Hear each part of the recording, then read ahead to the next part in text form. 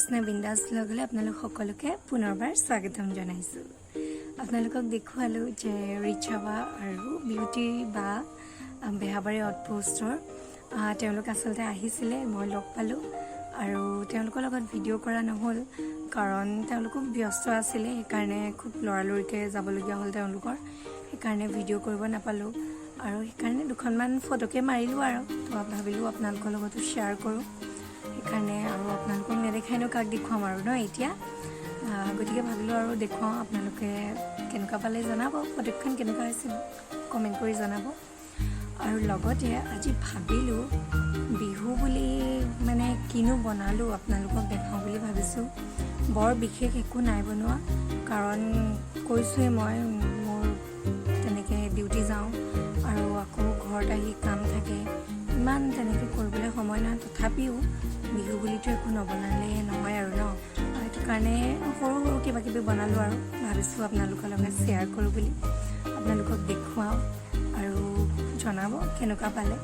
জনালে ভাল লাগিব আৰু মানে ভিডিঅ' দি থাকিবলৈও মন যাব ন আপোনালোকৰ কাৰণে। এতিয়া আচলতে মোৰ গা বেয়া হৈ আছিলে, বিহু বুলি মানে তেনেকৈ ফুৰিবলৈ নাপালোঁ। আপোনালোকৰ আগততো মই দেখুৱাইছিলোঁৱেই, মানুহৰ বিহু দিনাখনি মই ৰংঘৰ বাকৰিলৈ গৈছিলোঁ, তাৰ পৰা আহি পেলানি একদম গধূলিৰ পৰা গা বেয়া আৰু আচলতে গাটো মই এতিয়াও সম্পূৰ্ণকৈ ভাল পোৱা নাই, কিন্তু আগতকৈ ঠিকে আছোঁ। বিহু আচলতে মোৰ বিচনাতেই গ'ল বুলি ক'ব পাৰি, আজিৰ পৰা অকণমান ভাল পাইছোঁ আৰু আপোনালোকৰনো কেনেকৈ গ'ল বিহু সকলোৱে জনাব, ভাল লাগিব। ঠিক আছে তেনেহ'লে দেৰি নকৰোঁ, ভিডিঅ'টো আৰম্ভ কৰোঁ। আৰু প্লিজ আপোনালোকে মোৰ চেনেলটো ছাবস্ক্ৰাইব কৰি দিব। আৰু ঠিক আছে ব'লক তেনেহ'লে ভিডিঅ'টো আৰম্ভ কৰোঁ।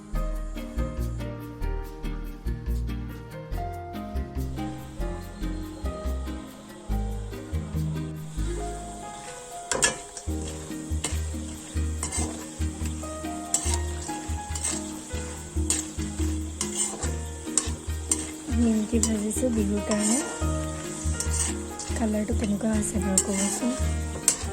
এইবাৰ বহুত বেছি বনোৱা নাই, অলপ অলপ আৰু বিহু আহিছে যেতিয়া অলপতো নকৰিলে নহয় ন, ভাল লাগে আৰু নিমকি খাই ভাল পাওঁ বহুত,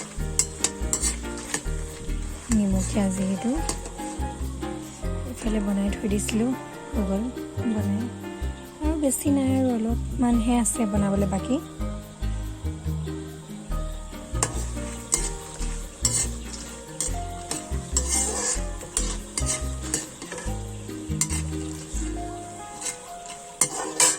আচলতে নিমকি ভিডিঅ'টো একদম লৰালৰিকৈ কৰা হ'ল, মানে মই পাহৰি গৈছিলোঁ ভিডিঅ' কৰিবলৈ, ঘপককৈ মনত পৰিলে যে ভিডিঅ' কৰিব লাগে বুলি। সেয়া আৰু চবেই একেই ছেইম পদ্ধতিতেই নিমকি বনায়, কিনো দেখুৱাম আৰু সকলোৱে জানেই, কিন্তু মই অকণমান বনাইছিলোঁ বুলি আপোনালোকক দেখুৱাইছোঁ আৰু। তেনেহ'লে নেক্সট ৰেচিপিলৈ যাওঁ।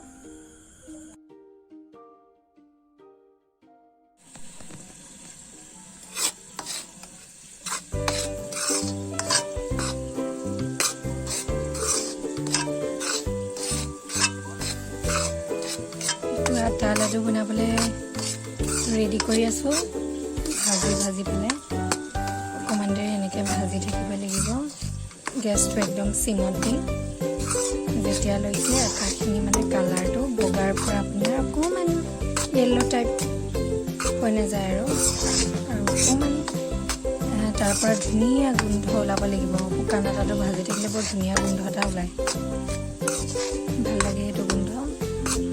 ভাজিলোঁ, ভাজি ঘিউ চিউ দি, অন্নপূৰ্ণা ঘিউ দি বৰ ধুনীয়া বনাই থাকে, বনাই চাব পাৰে আপোনালোকে, বৰ ভাল লাগে, বনাই চাবচোন এবাৰ। সম্পূৰ্ণ হৈ গ'লে মই দেখুৱাম গোটেইটো আটা লাডুখিনি।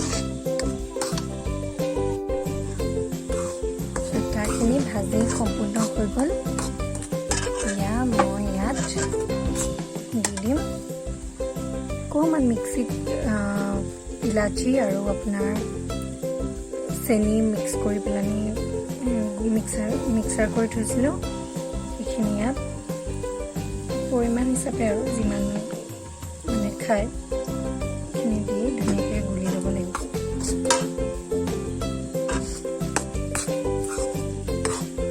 মিক্স কৰি ল'ব লাগিব এইখিনি। অলপমান ড্ৰাই ফ্ৰুটছ কাটি থৈছিলোঁ ইয়াতে দি দিব, ভাল লাগে মানে খাওঁতে। এইখিনিতে মই ইয়াতে ঢালি দিম, ঢালি মিক্স কৰি ল'ম। গেছটো মই বন্ধ কৰি দিলোঁ দেই। গেছটো বন্ধ কৰি এইখিনি অকণমান মিক্স কৰি ল'লোঁ। চেনিখিনি প্ৰথমতে কৰি ল'লোঁ, এতিয়া ড্ৰাই ফ্ৰুটছখিনি। ইয়াৰ পিছত মই ঘি গলাই থৈছিলোঁ, ঘিখিনি অন্নপূৰ্ণা ঘিউ দিব। অন্নপূৰ্ণা যদি ঘিউ দিয়ে মানে গোন্ধটো বহুত ধুনীয়া হয়। জোখৰ পৰিমাণে দিব লাগে। চাম মিক্স কৰি কিমান মানে হৈ যায়। মুঠিব লাগিব যে, লাডু বনাব লাগিব ইয়াৰ পৰা। চাই ল'ব এনেকৈ ভালকৈ মিক্স কৰি পেলানি লাডু কৰিব পাৰিব। গৰমে গৰমেই কৰিব পাৰিব, ভাল হয়। আৰু অলপ দি দিম মই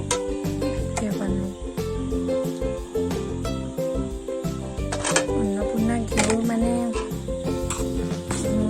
দিলে মানে বহুত ধুনীয়া হয় আৰু বৰ ধুনীয়া গোন্ধ আহে।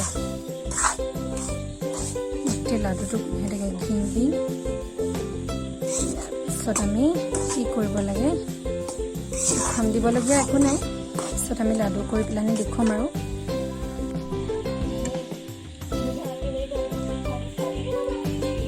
এতিয়া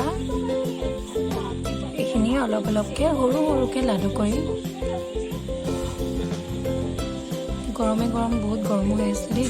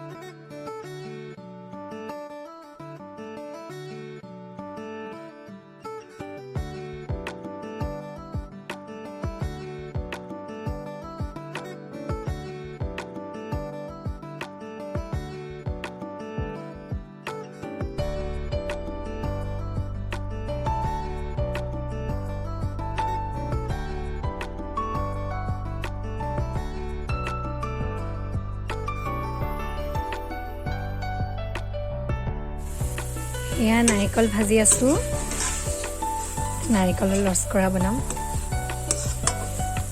ইয়াতে চব চেনিও দি দিলোঁ, ইলাচি অলপ দি দিলোঁ, আৰু একো নাই দিয়া বেলেগ। অলপ দেৰি ভাজি আছোঁ আৰু আঠা আঠা হোৱালৈকে ভাজি থাকিম। ভাজি ভাজি আৰু লাডু বনাম, হৈ যাব। এবাৰ বৰ বিশেষ নাই কৰা, সময় নাপাওঁ নিজেই। বহুত ব্যস্ত বুলি নহয়, ঘৰতো কাম থাকে, কামলৈও যাব লাগে। হ'লেও আৰু যিকণ পাৰিছোঁ তাৰ মাজতে অকণমান সময় উলিয়াই কিবা এটাকে বনাইছোঁ আৰু। বিহু বুলি একদম সুধা হ'লেও বেয়া লাগে যে।